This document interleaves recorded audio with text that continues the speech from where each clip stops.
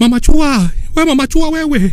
Baba Chua ni nini tena, mbona hivyo hali yako imebadilika na unajasho linakutoka kama mtu amemwagiwa maji? Ni dengu. Ni dengu? Umenonga dengu tupige bangia au ni kitu gani? Mimi siku leo unajua.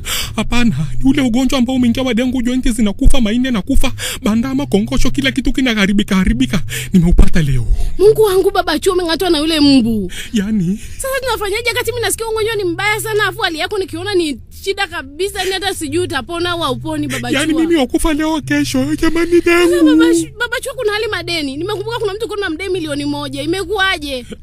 Ile milioni 1 ya Mariale alishanilipa 9,75,550. Ilibaki kama 1,500 tu hivi nakumbuka, kutoka kama hicho. Ilibaki kama 10,000 30 hivi nakumbuka. Lakini Baba Chua kwenye hiyo hela ambayo unasema umechukua yote, mbona mimi nimeona hapa nyumbani 500 tu, amna hela nyingine ambayo umenipa, umepeleka wapi hizo nyingine?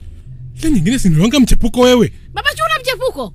Umechepuka Baba Chua, afu unakuja kuniambia una dengu. Utafia mbali, ondoka kabisa tena upate dengu, choroko, mchele, kila kitu, ondoka ndani ya hii nyumba. Mama Chua unaromba hivyo leo.